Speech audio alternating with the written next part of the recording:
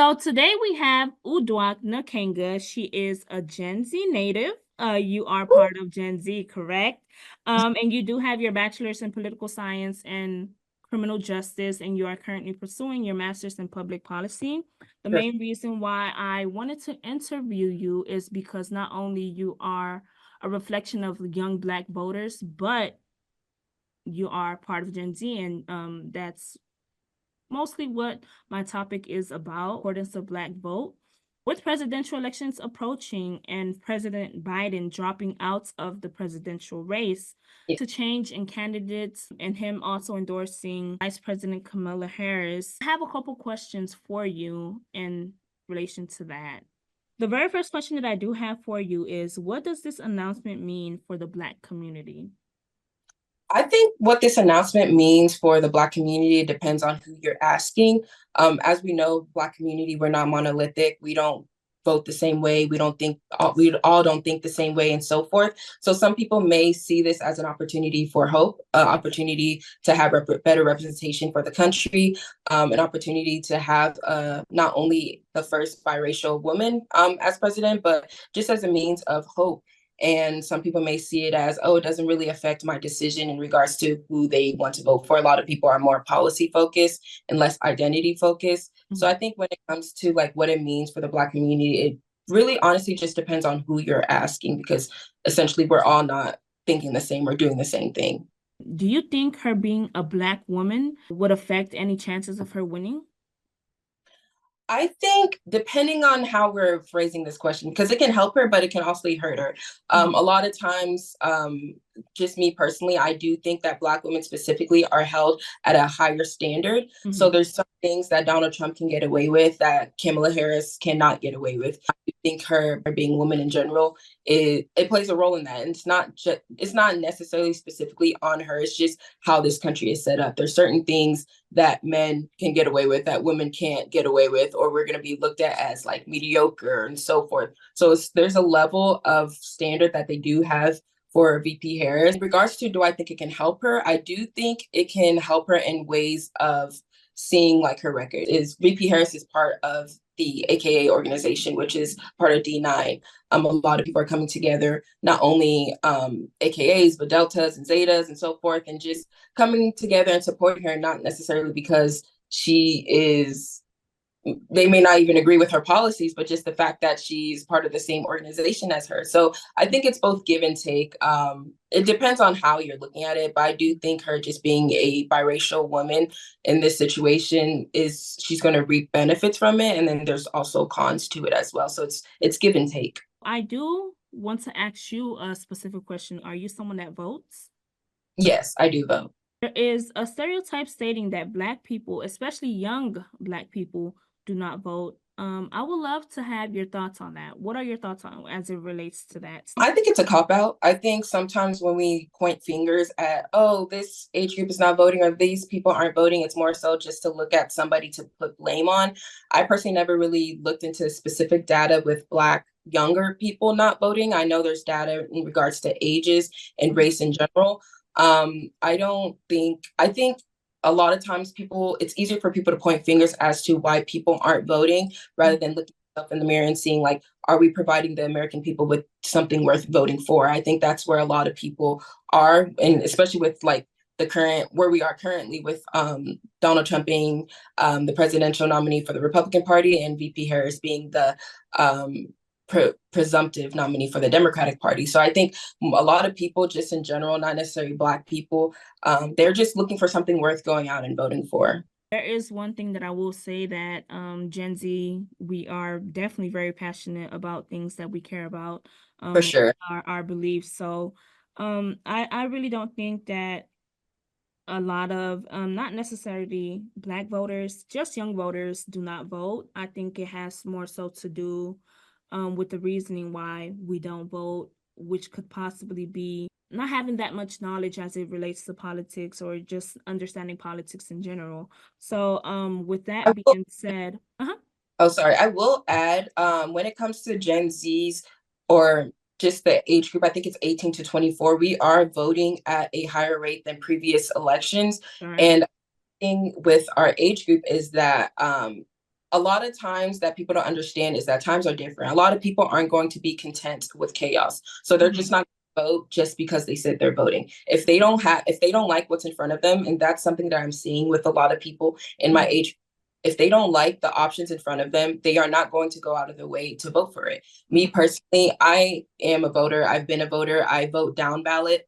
But this upcoming election, in regards to the top of the nominee, I may vote down ballot. But if I don't like the options in front of me, then Mhm. I'm not going to vote for it. I'm not going to vote and be content with chaos. I'm not the type of person that you can manipulate in a way and say, okay, vote for the best of the two evils, something that they were saying between whenever it was Trump and Biden. Mhm. Um, it's just a lot of people's mindset are different. They're just not going to fall for that trap. As someone who is part of Gen Z, we are more so into a lot of things that relate to social media, such as TikTok, Instagram. So, with that being said, the Project 2025 goal has been highlighted a lot. Um, what are your thoughts as it relates to the project as a whole and former President Donald Trump supporting people who put out this project? hmm Yeah, so for context of Project 2025, for those who may not be aware of it, Project 2025 was actually released, I believe it was even, I don't know if it was the end of 2023 or early 2024. So a right-wing extremist think tank, in my opinion, let me emphasize that, they put out this project and they said that whoever is the Republican nominee, they're going to use them as a tool to implement their agenda. So this was before Trump became the nominee. Obviously, Trump has ties to a lot of the people who created or who support this project, but he hasn't, from my knowledge, hasn't came out and said he 100% supports Project 2025. But I Mhm. do know a lot of his policies interlines with Project 2025. My Mhm. main concern is that if we, as within the Democratic Party, we see everything that's happening with the Project 2025, we're saying, oh, Trump, he is going to become a dictator, a threat to democracy, and so forth.